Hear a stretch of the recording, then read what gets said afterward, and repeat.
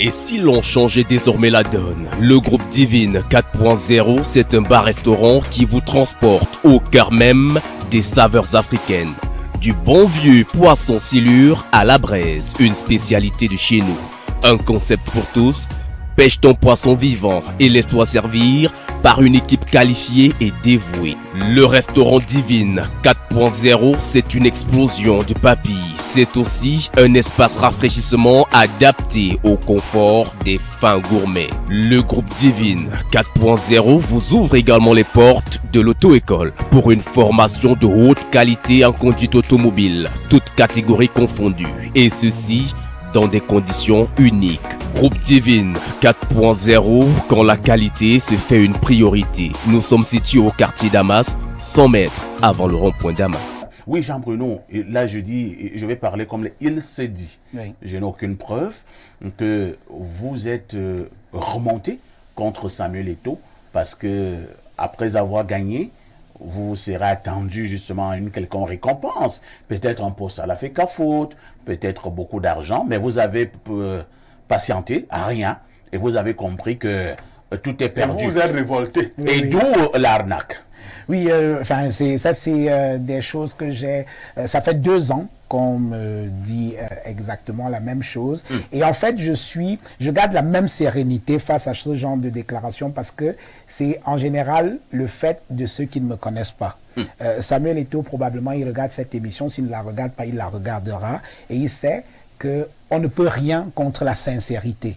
Et ce livre, c'est un ouvrage sincère où je dis exactement ce que j'ai vu et entendu et une certaine vérité. Jean-Bruno, est-ce que tu as donné l'argent? Oui, je vais y arriver. Est-ce que tu as donné beaucoup d'argent? Alors, tu as promis de l'argent, tu n'as pas donné. Sur la question de l'argent, il faut savoir que, et ils m'écoutent, tous ceux qui étaient avec nous dans la campagne, peut-être qu'eux-mêmes ne le savent pas, Samuel Eto'o et moi n'avons jamais, mais alors jamais, discuter d'un quelconque argent. Jamais.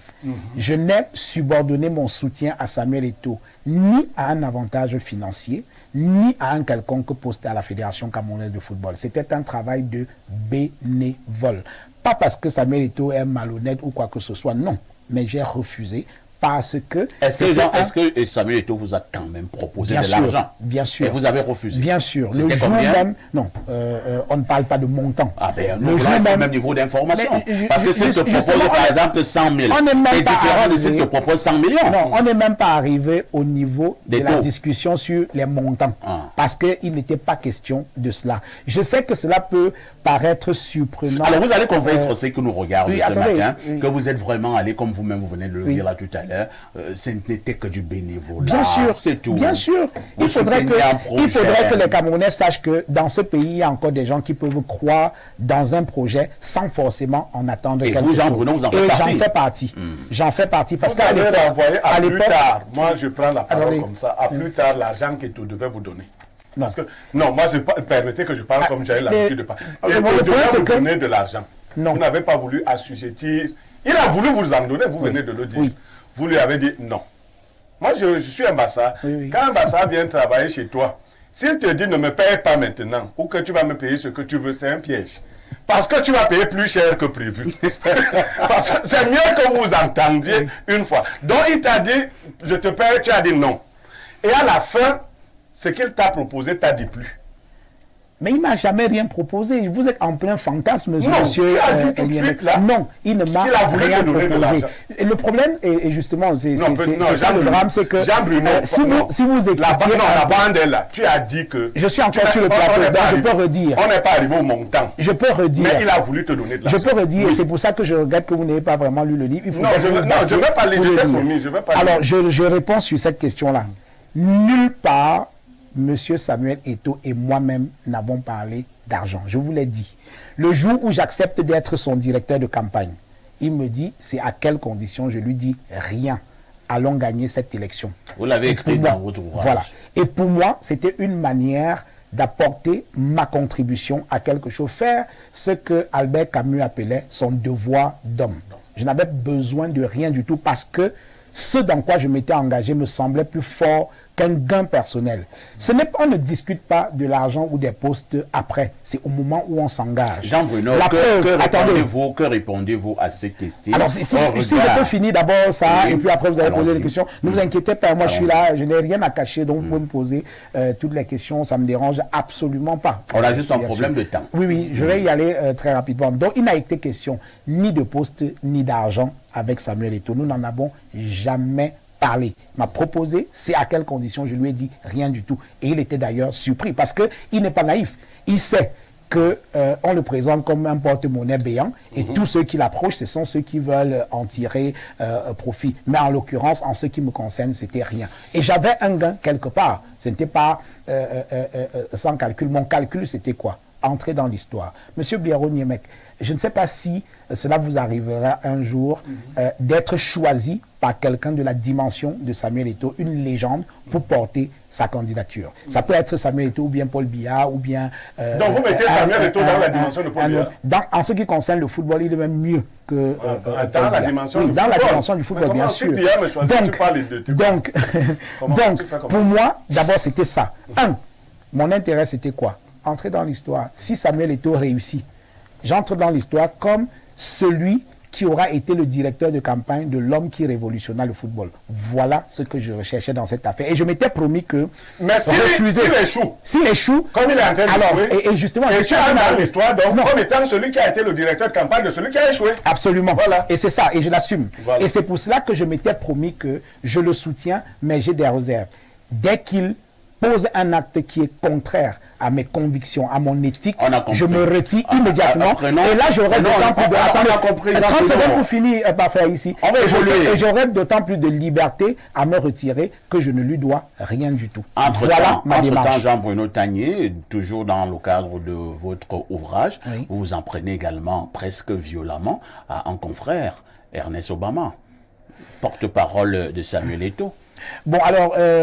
vous en voulez personnellement à M. Ernest Obama? Non, je n'ai pas de Pourquoi vous parlez de lui dans votre ouvrage? Ben parce que c'est un acteur de cette élection à la présidence. Et pourquoi vous parlez de lui en ces termes-là? De football. Je ne sais pas en quels termes je parle de lui, mais c'est une description que je fais d'un personnage et que j'assume. Disons que, tout à l'heure, vous disiez, si j'ai un problème personnel. Non, je n'ai de problème personnel. Vous avez du respect pour Ernest Obama? Personne. J'ai une certaine estime pour lui, mais je trouve que... Oui. Et je crois que vous êtes très bien placé parce qu'à l'époque où vous régniez sur une chaîne voisine, vous consacriez pratiquement des émissions entières pour tirer à boulet rouge, pour m'attaquer, ainsi de suite, ainsi de suite. Moi, je vous ai jamais attaqué. Jamais je ne vous avais répondu, vous et vos collègues. Donc, c'est pour dire que je n'ai pas... Moi, je vous ai jamais attaqué. Les gens qui vous ont attaqué, vous les avez cités dans votre ouvrage. Je n'ai pas de... Il fait la solidarité de plateau. Voilà. Je n'ai pas de combat personnel. Ni avec Ernest, ni avec un autre. Je décris essentiellement... Est-ce que Ernest est un ami à vous? Alors, je ne sais pas personnellement... Non, je ne sais pas comment faire à la télé, mon ami tel, mon ami tel. Non. Moi, je ne l'ai pas dit. Est-ce que Ernest Obama est votre ami? Ici, je ne sais pas ce que vous appelez amitié, mais je n'ai pas la même conception. Lui, il me présente comme son ami, mais nous n'avons pas la même conception de ce que c'est l'amitié. Est-ce que Ernest est votre ami? Non. C'est votre ennemi? Non. Moi, je n'ai pas d'ennemi. Vous confirmez sur ce plateau quand même qu'il vous avait enregistré? Oui, bien sûr. Et comment vous avez ressenti cela? Ben, je me suis senti violé à l'époque. Je ne sais pas si vous avez... oui, c'est la vérité. Je me suis senti violé. C'est-à-dire que si vous avez quelqu'un que vous considérez comme un ami et qui enregistre une conversation sur vous... Et qu'est-ce qu'il a fait de la conversation? Pour ensuite la vendre à quelqu'un. Je pense que c'est quelque chose... Samuel Eto'o, bien sûr. Mais toi, achètes les conversations. Je trouve que vous voulez faire comprendre la fin du monde que Samuel Eto'o achète des conversations, des enregistrements. Excusez-moi, on ne va pas rentrer dans ce type de débat. Je dis et je répète, si quelqu'un que vous considérez comme un ami enregistre une conversation que vous avez avec lui en privé et va ensuite donner à son mentor pour vous détruire, je pense que cela ne relève pas de l'amitié, c'est un acte de mercenariat. Point. Un acte de mercenariat. Point. Jean-Bruno Otagne, que répondez-vous à ce... Alors, Bernardo veut absolument reprendre la parole. Non, Bernardo, pas absolument, pas absolument. Mais en fait, tout à l'heure, on a évoqué la question de la présidentielle et je voulais juste lui préciser que, parce qu'il a dit que... J'ai pensé qu'on était à passer sur ce point de vue, sur cet aspect. Bon, c'est vous qui êtes... Non, mais si c'est important, allez-y. Je voulais juste rappeler à M. Tagne qu'il rappelle lui-même par ses propos que ceci est un devoir de mémoire, est un livre entre guillemets d'histoire. Est-ce que vous voulez laisser à la postérité le Congo-Ça? Est-ce que vous voulez laisser à la postérité une supputation, une spéculation, un fantasme? Sur l'idée de président. Oui, parce que vous-même vous dites que il ne sait... Vous-même vous dites non, moi j'assume ça, ce jamais... n'est pas un Congo-Ça. Eto'o a des ambitions présidentielles. Ok. Oui, sur les propos de son porte-parole. Comment vous pouvez dire cela? Moi, je veux dire une parole telle que celui qui refuse Eto'o refuse Dieu. Dieu est au-dessus de Biya. Vous voulez me dire que Dieu c'est pour et ça veut dire que Eto'o va être président. Mais nous tous, nous honorons Dieu. Après Dieu vient Eto'o. Ce n'est pas ça. Bernardo, vous allez me dire que j'étais en train de dire en marge ce que M. Yemek dit, que c'est M. Tagne lui-même qui dit que le président Eto'o, de leur proche collaboration, n'a jamais lui-même ouvertement exprimé une intention présidentielle. Mais dans un ouvrage aussi bien rédigé, il suggère quand même que les gens accusaient Eto'o de cela. Est-ce que vous n'avez pas peur qu'en évoquant une telle réalité qui manifestement est fantasmagorique, vous laissez à l'histoire un poids? Qui dit que c'est fantasmagorique? Ce sont vos propos. Non. Parce et que justement, mon problème c'est quoi? Attendez, quand j'écris, c'est un récit. Mais vous l'avez dit, non? Oui, mais que lui-même n'a jamais manifesté. Oui, mais alors, ça n'empêche pas de dire que on le soupçonne pourtant d'avoir des ambitions présidentielles. Où est le problème de le dire? Le problème, c'est que vous laissez à la plèbe, à l'opinion publique, une idée que vous considérez comme étant fausse. Non, mais non, je ne suis pas là pour juger de la plèbe de comprendre. Encore que si vous voulez savoir mon opinion, chaque Camerounais a le droit de prétendre à la fonction présidentielle. Je suis d'accord avec vous. Et si Samuel Eto'o avait l'intention de briguer un jour la présidence, ça ne me gênerait pas. Mais puisqu'il ne l'a pas ce sont les Camerounais qui vont jurer aux gens. Personne ne l'a suggéré, monsieur. Moi, je ne l'ai pas suggéré en tant qu'auteur. J'ai parlé effectivement de ce qui s'est dit. Est-ce que vous savez que dans tous les salons, ma gêne, c'est qu'effectivement, vous prétendez avoir lu, mais je pense que vous l'avez mal lu, il faudrait le lire une deuxième fois, pardonnez-moi. Pourquoi? Parce que si vous l'aviez lu, vous aurez compris que dans les salons feutrés de ce pays, il a été convoqué où on lui a posé essentiellement cette question-là. Est-ce que tu veux prendre la place de ton père? Alors, c'est même notre... Mais alors, et justement, il a dit qu'il ne veut pas le faire. Et donc, quand quelqu'un il allait leur dire que Samuel n'est pas là, donc être président ou pas, la seule personne qui peut répondre efficacement à cette question, c'est Samuel Eto'o lui-même. Ils ont encore quelques messages.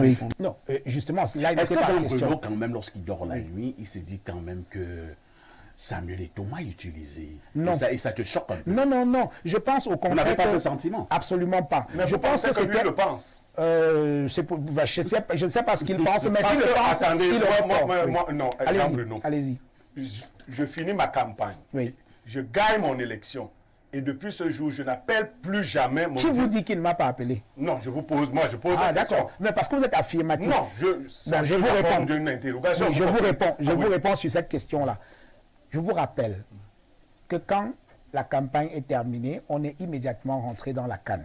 Et chaque fois que je suis allé regarder un match de la Coupe d'Afrique des Nations, c'est Samuel Eto'o lui-même qui a pris son téléphone pour m'appeler, pour me dire, mon directeur de campagne, est-ce que tu souhaites aller regarder le match d'ouverture de la CAN? Je dis oui, président. Il dit, ok, viens prendre tes 2 billets pour ton épouse et toi-même. Et à chaque match, quand il ne m'appelait pas, je ne partais pas. Il m'appelait. Alors, avec autant d'attention, ne pensez pas que...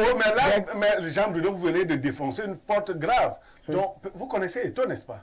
Peut-être qu'il a pensé que vous vous preniez trop au sérieux, que vous attendiez toujours qu'il vous appelle. Moi, merci beaucoup. Je me suis toujours pris au sérieux et ce n'est pas aujourd'hui que ça va on ne va pas refaire l'émission. Dernier point. C'est terminé vraiment en quelques secondes. Oui, quelques secondes pour dire que la cérémonie de dédicace de cet ouvrage, l'ANAC, il voulait redonner au football camerounais toute sa grandeur, aura lieu mercredi à 16h à la librairie des peuples noirs. Oui, demain. Mercredi, voilà, merci. Demain à 16h à la librairie des peuples noirs montée SNI à Yaoundé. Donc ce sera une autre occasion de discuter autour de cet ouvrage. Et comme je l'ai toujours dit, moi je n'ai rien à cacher, je suis disponible à discuter avec n'importe qui. Je pense que la dédicace commence là maintenant. De questions. Oui, la vôtre, vous m'avez offert cet ouvrage. Je le ferai avec grand plaisir. D'accord.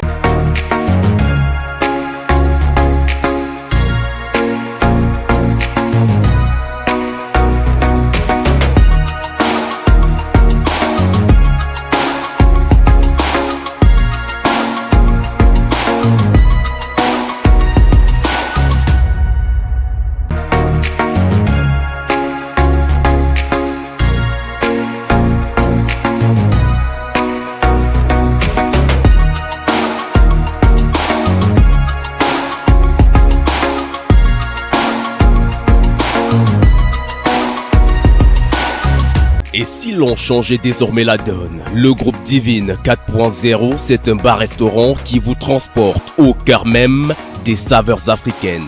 Du bon vieux poisson silure à la braise, une spécialité de chez nous.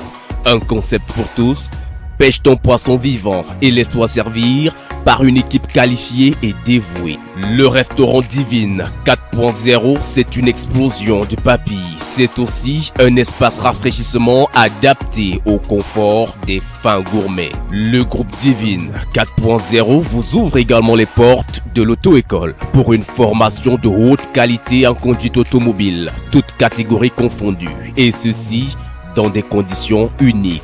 Groupe Divine 4.0, quand la qualité se fait une priorité. Nous sommes situés au quartier Damas, 100 mètres avant le rond-point Damas.